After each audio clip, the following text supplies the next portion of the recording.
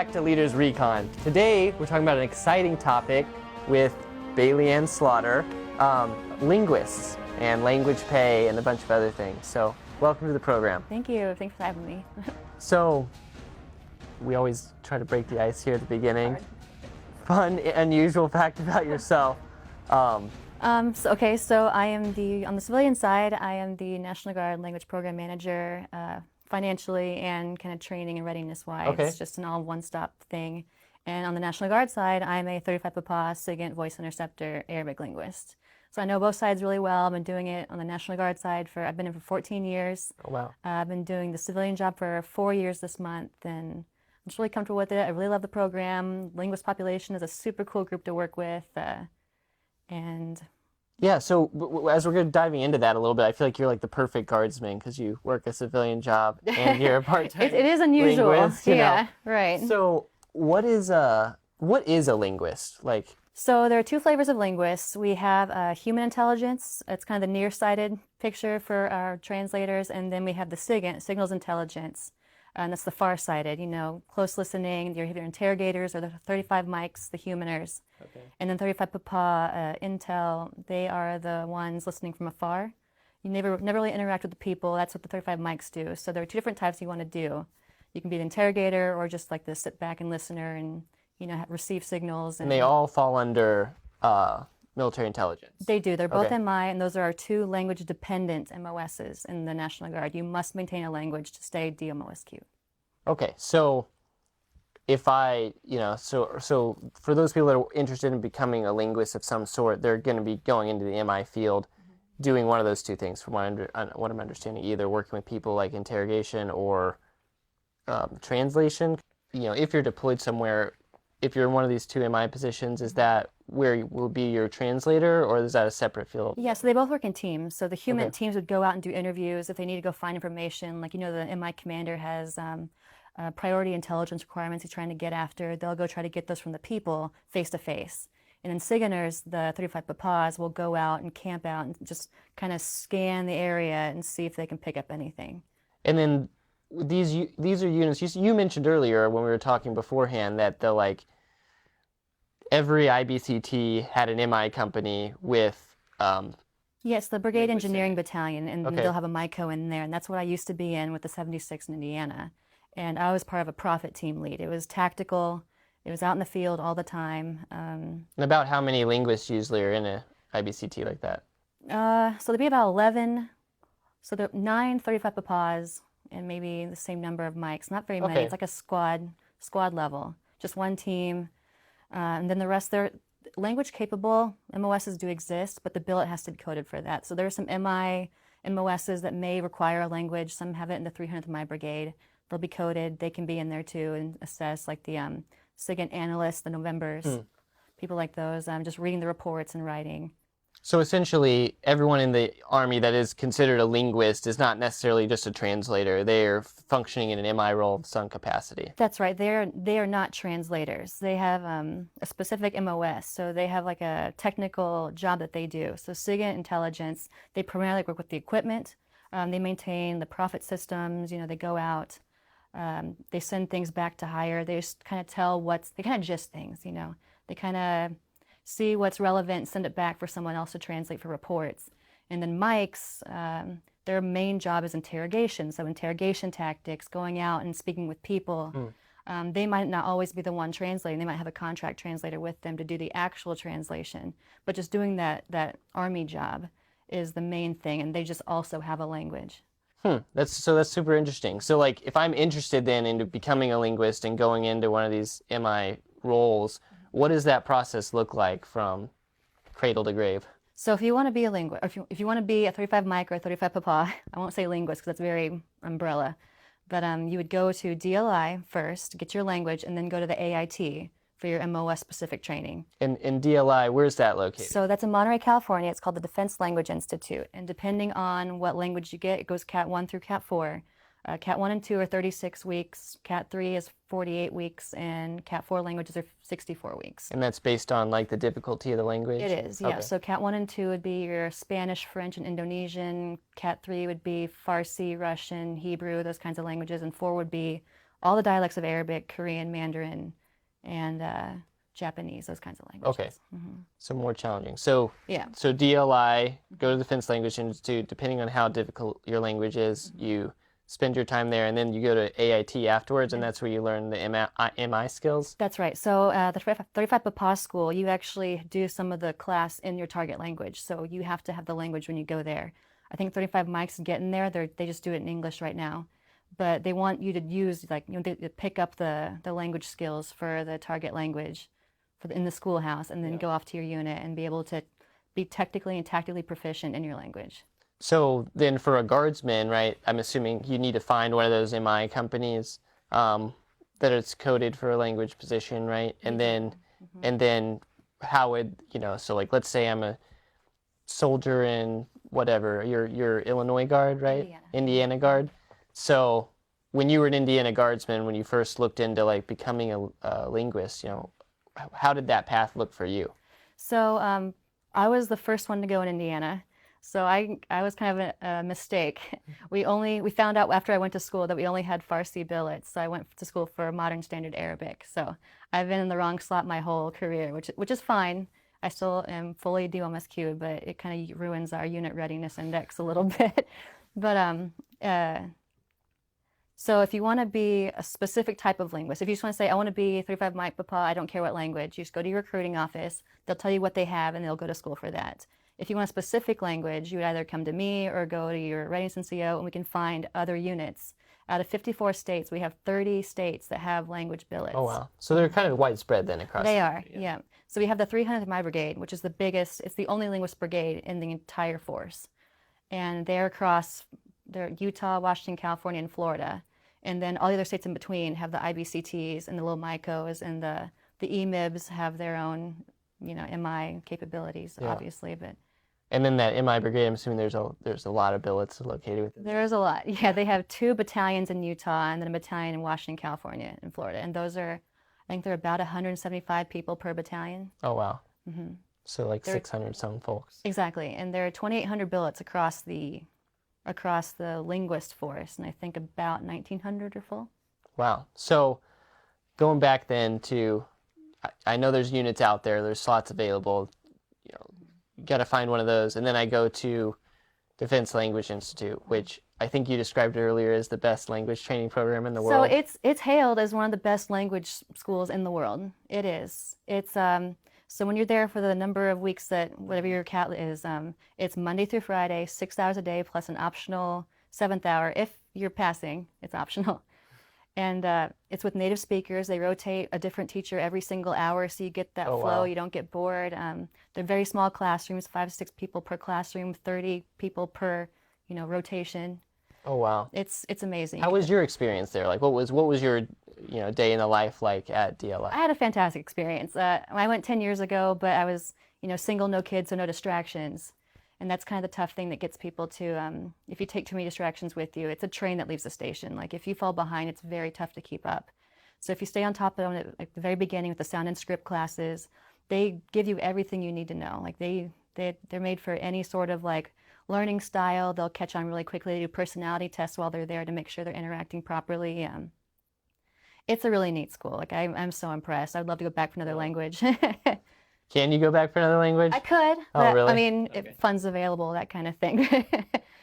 In Utah, I know in some other places, they do cross-cultural training. So if they want to do a North African, specialization for a linguist, they'll send them to French and Arabic. Or, Italian. Or if they want to focus on a specific country, they'll do the 2 languages for that country.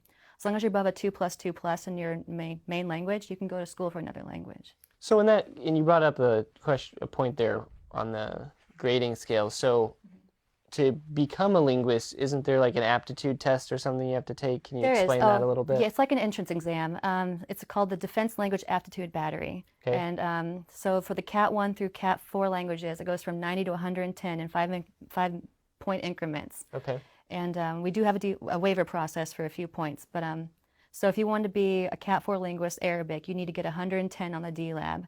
And it's one of those crazy tests where it's like it's a made-up language, and they start feeding you like made-up, sentence structure, and you got to follow it pretty quickly. And It's interesting, but we have a waiver process now where if you have a high enough GT and ST score, you don't have to take it, or it can supplement a lower score so you can get into the course that you want. Oh, really? Is there a GT minimum requirement score? It's just like high 1 teens, high 120s, like just reasonably high with, Okay. you know, the proper experience. We've gotten a lot of waivers pushed through this year, I think about 30, and we usually send about 50 anyway. So we've gotten a good Oh, wow. feedback on our waiver process. So I take the D lab, right? And that helps get me into DLI. And then after DLI, go to AIT and then back to my unit for whatever That's right. ongoing drill process, right?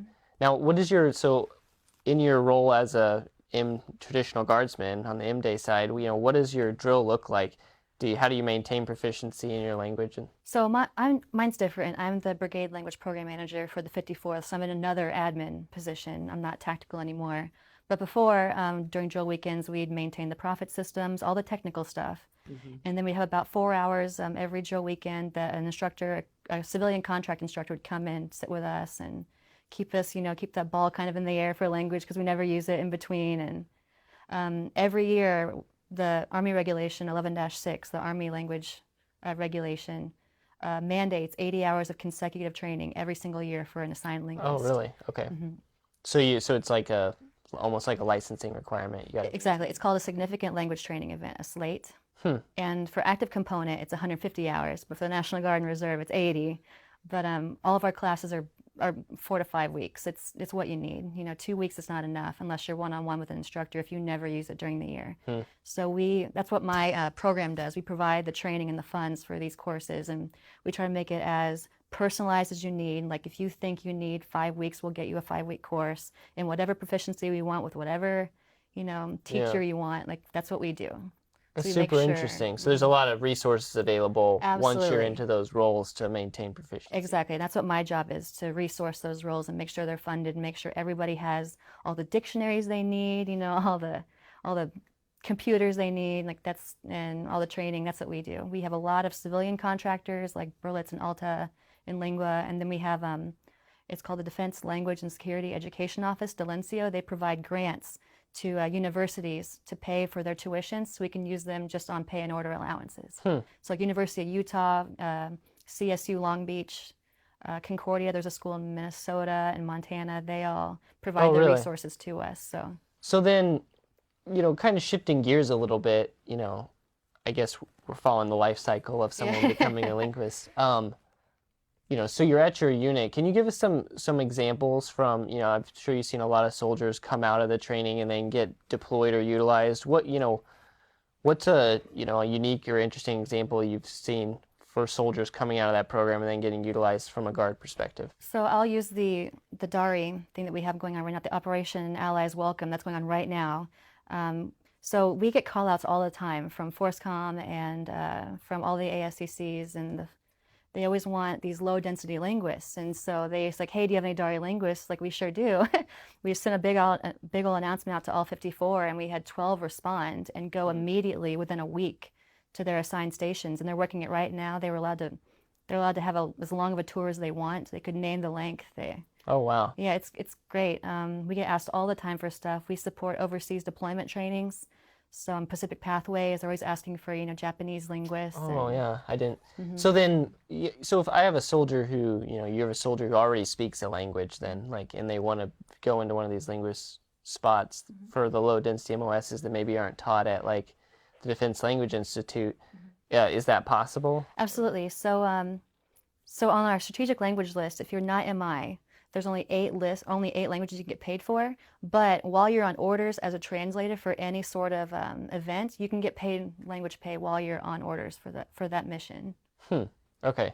So you mentioned there a little bit about being able to get paid speaking another language without being a linguist. Is that a separate program, or can you explain that a little bit? That's right. So if you're a linguist, in any case, there is a thing called there's a monthly bonus. It's called the Foreign Language Proficiency Bonus. And it's a monthly pay depending on how well you do on the Defense Language Proficiency Test, which I'll talk about in a minute. Okay. So based on your score, you can get, if you're on the A list for the strategic language list, it's 8 languages like Arabic, Levantine, Yemeni, Baluchi, Farsi, Dari, Urdu, and then a couple other ones. Anyone in the force, if they take a DLPT and get a 2-2 or above on that test, they can get paid monthly for a full year, Okay. depending on their score. And then if you're a linguist, whatever your assigned language is, you'd get paid no matter what the strategic language list says. So then, So if you could be a Spanish linguist in the Guard, which is not needed, on the list, but as long as you are a 35 micropapa Spanish linguist, you would get paid that A rate. well, that's what I was kind of asking. So like, let's say I speak, Spanish fluently, but that's not a critical density language. No. Can I still transition into one of those linguist roles without going to DLI because I'm a proficient speaker? You would have to find a Spanish billet, Okay. which is very difficult because they're mostly full. But you can take a DLPT. You wouldn't get paid for it.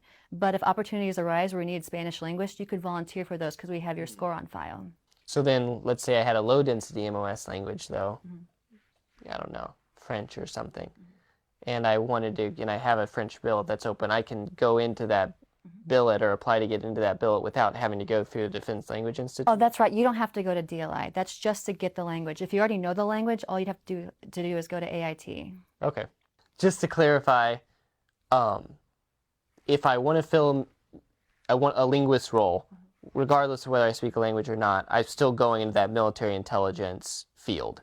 Right. If you want to fill a language-dependent billet in the military, you'd have to go through MI and go through the process, get your clearance, all that good stuff. Go to AIT, which requires the clearance, and then you go back to your unit. If you just want to be an 11 Bravo that speaks one of the A-list languages like Yemeni, you can go take the DLPT, and there's no further obligation from you to be anything MI. You would just, if we needed that requirement, if we had a call out for National Guardsmen, like, hey, we need Yemeni linguists, you'd be more than welcome to apply if it didn't need clearance. So we probably have a lot of guardsmen in that boat that either have some language training or are somewhat proficient. What is you mentioned the grading scale. Can you walk us through what the scales on the grading are and what are the minimum requirements if I want to get paid for? Yeah, so it goes 0, no proficiency, to 4, like college level. You went to master's school for that language kind of thing, and then everything in between. It goes 0, 0 plus, 1 plus, 2, 2 plus. And so 2-2 is the standard, or that's the minimum standard for the military. The NSA standard's 3-3. So that's technically our standard. But to get paid, 2-2, DOMSQ'd. And then Special Forces and SFAB, Security Force Assistance Brigade linguists, only have to do the 1+1+ level. They have the memo, and it's mostly speaking for them. But there are 3 modalities. There's reading, listening, and speaking. Okay. And so for all the main languages, all the ones that are used a lot and the ones they teach at DLI, the DLPT will be reading and listening. Okay. And then so Arabic dialects is just the MSA, Modern Standard Arabic reading, plus whatever dialect of listening it'll be. And they'll just keep adding it on. And then for the low density languages, it'll just be an oral proficiency interview. And then if there's no DLPT for it, because I think there's 66 DLPTs, and so any other language outside of that would just be a speaking interview. Your 2 modalities would be speaking and listening. Okay. And then, so you have to have 2 modalities to get foreign language pay, the bonus pay. And so for those of us that are less familiar with, what a 2-2 means, what is that? Is that elementary? Is that grade school level? What kind of? So the way I explain it is so 0 is no proficiency. 1 is like phrase book, you can just read off a page and you don't really know what it means or what the sentence structure is. 2-2, you can put things together. It's like sentences, paragraphs, stories, in those kinds of levels. It's like sentences to paragraphs for a 2-2, and then understanding feelings, getting there for the 3-3s, and then 4-4 is just the abstract language, And does that inferences determine? If I score higher than a 2-2, does it change the pay that you're getting? It does. It goes in each, almost each increment. Okay. So it'd be 2-2, and then 2+2+, and then 3-3, and then if you get a 3-3-3, which is all 3 modalities, it's equal to a 4-4. And the 4-4 is the highest. I've only seen a few. It's an incredible achievement to get a 4-4. So you said 2-2s, you're working your way around, but 4-4 is that's the minimum standard for the military, and it gets you by. I can feel pretty good with a 2-2. I can get around, and I can get main ideas across, but I wouldn't want to be my commander's sole interpreter, Mm-hmm. So then what does that pay look like? Is there a set dollar figure per month? It is. I think it's I I think it's like 300. It goes from 100 to 500, Okay. and then increments of 50. Depending on which score. language you speak, or No, just the that's just the score? score. Okay. They're all paid the same, no matter what language. It's just based off that DLPT score. And there's paid for any language, or is it just the critical need languages? So if you're a linguist, any language that's your main language. It's called a CLANG, a control language. Okay. Any linguist with a control language gets paid the top rate for that language. So whatever your score is, it's that. And then for those 8 languages, anyone in the force can get it's between A and B. And can you refresh us on what those 8 languages were? So it's Arabic, Levantine, Yemeni, Baluchi, Farsi, Dari, and Urdu, and there are a couple others. Okay. They're not off the top of my head. You can Google. So if you do Army HRC language on Google, Okay. it pulls you up to the HRC page, and it has the entire list on there. And it's supposed to change every year, but I think this one's from 2019, the most recent one. Okay. And then that's something that you'd have to refresh the test on then every year? Yes, so to maintain your qualifications as a linguist, as a micro papa, you'd have to take the test every single year. The test is good for 365 days. And then if you're just a random soldier trying to Same maintain thing. your language base, same thing? Same thing. Yeah, it'll count as expired after that last day. Hmm. And you can take it up to 6 months in advance. So people usually overlap by a month or 2 to make sure. So that you maintain proficiency. Exactly. Just You like don't get flagged. Yeah. Exactly. Mm-hmm. That's really interesting. So what are some of the less obvious benefits for soldiers to become qualified in one of these languages? So obviously knowing a foreign language is an amazing achievement, and especially with the languages that we teach, it's like the ones that our government contractors are focused on. You know, it's like Russia, China, all the big countries that we're focused on. You'll be a proficient linguist coming out of the gate with this thing, and we have the resources to teach you and keep you current. We can enhance your language, we can sustain it, we can do amazing things with it. So if you're a guardsman, you can use our money, go to school, get your language, and they also give an associates too, DLI for your language. Really? I should have mentioned that earlier, but an Associates of Arts from the Defense Language Institute, which is the only degree given by Congress. Oh, really? Yeah, and you can have that on your resume, and then we'll maintain your language, and you can find a great job with government contracting. Have you done any government contracts yourself? Or? I have not. I've just been doing the language program here, but I've been pushing those resources out. We get announcements all the time, and I push them all the way to the state level. It's a really sought after skill. Yeah, I'm assuming, especially with the linguist having like a security clearance, the clearance, as well the as linguist, exactly, and then we can maintain it too. So there's never fear of going sub-proficient. As long as you're in the Guard, we'll keep it going for you. And then find you those opportunities to find specialty languages. If you're high enough and there's the funds there, we can cross-train you in other languages. And that's just for linguists. Let's to clarify. Like let's say I scored a 2-2 in Dari or something, and I maintain that language, but I'm an infantryman or I'm an MP or whatever. Is there any resources for me to try to maintain that language that are you provided can ask by your the military? G3, but the language program is a G2 program, so it's just for our assigned 35 series. And that was 09 Limas, but we don't have those anymore. Because at one time, didn't the Army provide some one of those online language training programs for free, like Rosetta Stone or something? Is that still available? Or? So it's not, but we still have a couple websites. The Joint Language University. Okay. And then there's the DLI FLC website, Defense Language Institute Foreign Language Center .edu. They have a boatload of language training, like initial acquisition things on there. My program. That you can just. Yeah, you can just jump on there and Okay. see. Yep, they have all kinds of cool stuff. They have an accent library for certain languages too, so you can hear how they sound. And you can practice your own on the website. So you don't have to have a login or anything. You can just jump in there. Oh, wow. And just to be clear too, with my program, I support existing linguists in the Guard, just sustainment and enhancement training. Initial acquisition is the G3 program. Yeah, a little bit different. It is a little bit different. Do you have any advice, though, for soldiers who, whether they're wanting to become a linguist or are looking for some of those resources? Do you have some advice from your perspective or from the students that you've helped on the, the maintenance side for, first steps or things that they should do? Yeah, absolutely. I would suggest if you know someone that's been a linguist, get with them and ask them their experience. Going to DLI, I can't stress enough, like take as few distractions as you can with you, because it is a train that leaves the station. And unfortunately for the National Guard, unlike the active component, if you do poorly in a course, they roll back, we get sent home. So we don't get that second chance that they do because the funding is different. So Okay. you really have to focus, you really have to take it seriously. And then after that, the AIT is just natural. It's easy. That piece of it But is easy. the school is no joke. That's what I can say too. Take it seriously, start off early. I'd say practice before you get there, just the basic sound and script stuff, handwriting if it's a foreign language. And I know you just mentioned some resources that are available for those interested in learning languages, but is there any other resources that you would recommend to soldiers, whether it's on the maintenance side or initial acquisition?